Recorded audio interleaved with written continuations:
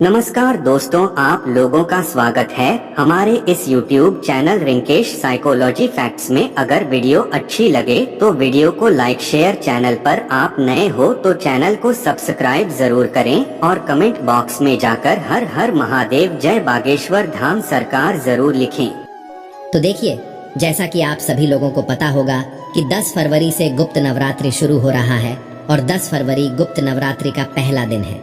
तो इस वीडियो में हम आपको बताएंगे गुप्त नवरात्रि में आपको धन प्राप्ति के लिए उपाय, मनोकामना पूर्ति के लिए उपाय, कर्ज मुक्ति के लिए उपाय और विवाह के लिए उपाय। सभी उपाय बताएंगे, सभी प्रकार के उपाय बताएंगे और 9 दिन तक आपको कौन सी उपाय करना है। और आपको बताएंगे गुप्त नवरात्रि में आपको अपने घर में कौन सी वह वस्तु है जो खरीद के लाने से घर में माता लक्ष्मी का वास होता है।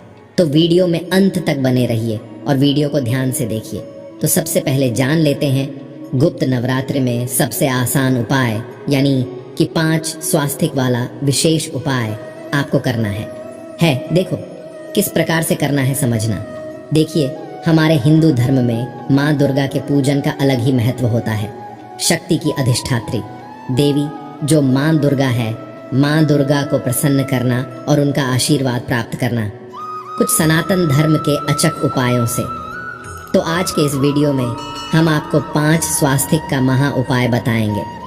माँ दुर्गा को प्रसन्न करने के लिए नवरात्रि का समय सबसे सर्वश्रेष्ठ माना जाता है और माना जाता है कि अगर आप इन दिनों में बिल्कुल श्रद्धा और विश्वास के साथ माँ की आराधना करते हैं, कुछ दिव्य उपाय करते हैं, तो माता रानी प्रसन्न हो जाती हैं और आपके ऊपर कृपा बरसाती हैं। तो बहुत ही आसान सा उपाय है। देखिए, वैसे तो साल में 4 नवरात्रि आती है, 2 गुप्त नवरात्रि होती है। तो यह जो उपाय है आप किसी भी नवरात्रि में कर सकते हैं, आने वाली नवरात्रि में भी करना है। और चारों नवरात्रि में अगर आप कोई उपाय नहीं कर पाते हैं, आप घट स्थापना भी नहीं कर पाते हैं, आप विधिवत पूजा भी नहीं कर पाते हैं, लेकिन अगर यह 5 स्वास्तिक का अगर आपने निर्माण कर दिया ना, तो आपके घर में माता की दैविक शक्ति आपके घर में निश्चित ही प्रवेश करेगी। बहुत ही आसान सा उपाय है। पूज्य गुरुदेव की ही कथा सुनकर के समझकर के समझाने का पूरा प्रयास करूंगा, लेकिन उससे पहले वीडियो को लाइक करें और भगवान शिव के यदि आप सच्चे भक्त हैं तो चैनल को जरूर सब्सक्राइब करें। देखिए, नवरात्रि के 9 दिनों में माँ दुर्गा के 9 स्वरूपों की पूजा की जाती है, 9 रूपों की पूजा की जाती है। माँ शैलपुत्री, माँ ब्रह्मचारिणी, माँ चंद्रघंटा, माँ कुष्मांडा, माँ स्कंद माता, माँ कात्यायनी, माँ कालरात्रि, माँ महागौरी और माँ सिद्धिदात्री। इन 9 दिनों में आप ये उपाय कभी भी कर सकते हैं। पहले दिन भी कर सकते हैं या आप अष्टमी नवमी के तिथि पर भी कर सकते हैं, सप्तमी तिथि पर भी कर सकते हैं। साथ ही साथ यह उपाय आप शुक्रवार के दिन भी कर सकते हैं, नवरात्रि का शुक्रवार। ठीक है, क्या करना है बहुत ध्यान से समझना। नवरात्रि की दिव्य रात्रि में, यानी कि आप ये उपाय सूर्यास्त के बाद करेंगे। आपको 1 चुटकी की हल्दी लेना है। आपके पास अगर चांदी की कटोरी है तो चांदी की कटोरी के अंदर आपको हल्दी रखना है। अगर चांदी की कटोरी नहीं है तो आप क्या करेंगे कि स्टील की कटोरी लेंगे, उसके अंदर आप चांदी का सिक्का रखेंगे या चांदी का सिक्का भी नहीं है तो आपके पास चांदी की कुछ भी चीज़ है, चाहे अंगूठी हो चाहे कुछ भी चांदी का चीज़ आपके पास हो, तो उस चांदी की चीज़ को आपको शुद्ध जल से पहले धोना है और उसके बाद वो आपको कटोरी में रखना है। उसके अंदर 1 चुटकी हल्दी डालना है और हल्दी के अंदर आपको शुद्ध गोमाता का घी आपको डालना है। इसके अंदर गौ माता का घी मिलाने के बाद आपको सबसे पहला स्वास्तिक नवरात्रि की दिव्य रात्रि में सबसे पहला स्वास्तिक बनाने से पहले दिव्य ज्योति आपको प्रकट नहीं है। कहाँ पर प्रकट जाएंगे? आप एक दीपक प्रचलित करेंगे, लंबी बाती का दीपक प्रज्वलित करेंगे। बाती आपको लाल रंग की होनी चाहिए और इस दीपक के अंदर घी भरना है और इसके अंदर 1 चुटकी हल्दी डालना है। और ये दीपक आप आपके घर में जहाँ कहीं भी आपका मंदिर है, देखो दुर्गा माता की फोटो भी हो सकती है, साथ ही साथ आपके घर की कुल देवी की अगर फोटो है तो उनके सामने भी ये दीपक प्रज्वलित कर सकते हैं। साथ ही साथ धन की देवी माता लक्ष्मी की अगर आपके यहाँ फोटो है तो उनके सामने भी आप ये दीपक प्रज्वलित कर सकते हैं।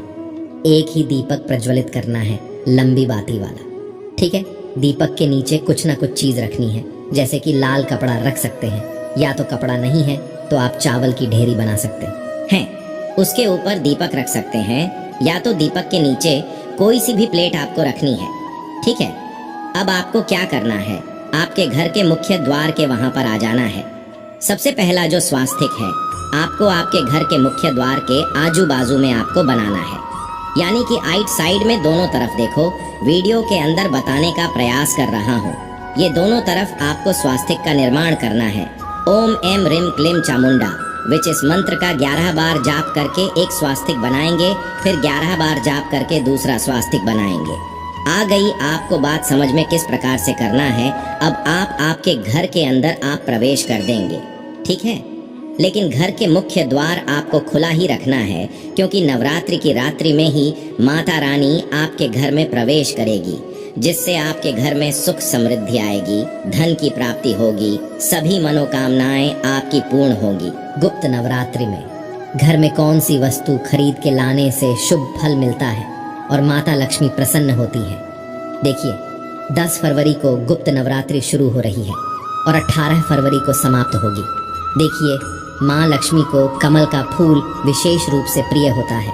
गुप्त नवरात्रि में कमल का फूल या उससे संबंधी कोई तस्वीर घर में लाकर लगाने से आपको विशेष लाभ प्राप्त होता है। देवी लक्ष्मी की कृपा घर परिवार पर बनी रहती है। घर में माँ लक्ष्मी की तस्वीर लगाने से आपको शुभ लाभ मिलता है। गुप्त नवरात्रि में माँ लक्ष्मी की तस्वीर लाने से आपको देवी लक्ष्मी की विशेष कृपा प्राप्त होती है। ध्यान रखें कि तस्वीर ऐसी होनी चाहिए कि जिसमें माँ लक्ष्मी कमल के फूल पर विराजमान हो और उनके हाथ में सोने की मोहरें हों। गुप्त नवरात्रि में चांदी या फिर सोने का सिक्का लाना बहुत ही शुभ माना जाता है। सिक्के पर माँ लक्ष्मी या फिर गणेश जी का चित्र अंकित हो तो बहुत ही शुभ माना जाता है। ऐसा करने से आपके घर में बरकत आती है और माँ लक्ष्मी आपसे प्रसन्न होती है। मोर का संबंध भगवान कृष्ण से होता है और कृष्ण जी को भगवान विष्णु का ही अवतार माना जाता है, इसलिए माँ लक्ष्मी को मोर पंख बहुत प्रिय होते हैं। मान्यता है कि गुप्त नवरात्रि में इन्हें घर लाने से आपकी सुख समृद्धि में वृद्धि होती है और आपके ऊपर ईश्वर की कृपा बनी रहती है। नवरात्रि में सुहाग का सामान खरीदना बहुत ही शुभ माना जाता है। गुप्त नवरात्रि में महिलाओं को सुहाग का सामान घर लाना चाहिए और 16 श्रृंगार करने चाहिए। ऐसा करने से उन्हें सदैव सौभाग्यवती रहने का आशीर्वाद प्राप्त होता है और माँ लक्ष्मी की कृपा आप पर बनी रहती है। घर में पैसों की कभी कोई कमी नहीं होती है। अब जान लेते हैं इस वीडियो में धन प्राप्ति के लिए उपाय, कर्ज मुक्ति के लिए उपाय, सुख समृद्धि और सम्मान में वृद्धि के लिए गुप्त नवरात्रि में हर रोज रात में माँ दुर्गा के सामने घी का दीपक जलाएं और माँ को लाल फूलों की माला चढ़ाएं। इसके साथ ही चांदी की कोई वस्तु माँ के श्री चरणों में अर्पित करें। ऐसा करने से सफलता, खुशी, समृद्धि, आनंद और प्रेम में वृद्धि होती है। नवरात्रि के पहले दिन 9 गोमती चक्र लेकर माँ के पास रख दें। इसके बाद अंतिम दिन की पूजा करने के बाद गोमती चक्र को लाल कपड़े में बांधकर धन के स्थान जैसे अलमारी या तिजोरी में रख दें। ऐसा करने से धन धान्य में वृद्धि होती है और माँ दुर्गा की कृपा बनी रहती है। गुप्त नवरात्रि में दुर्गा सप्तशती के 12वें अध्याय के 21 बार पाठ करें और लौंग कपूर के साथ आरती करें।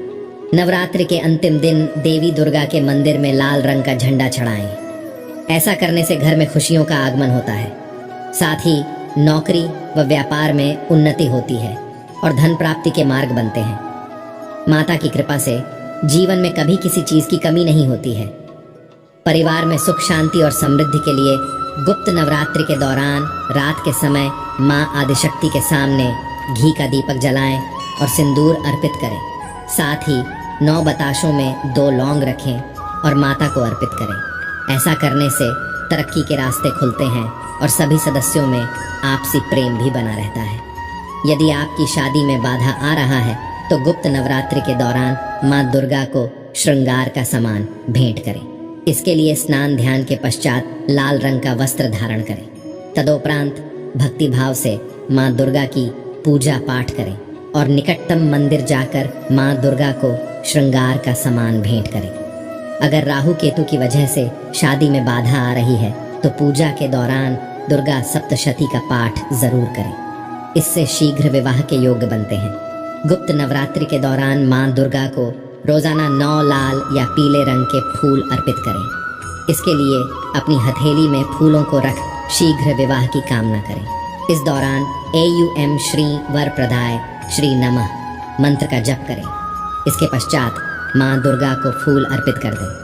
इससे शीघ्र विवाह के योग बनने लगते हैं। विवाह में आ रही बाधा को दूर करने के लिए गुप्त नवरात्रि के दौरान स्नान ध्यान करने के बाद माँ पार्वती को सिंदूर अर्पित करें। इस समय माँ पार्वती से शीघ्र विवाह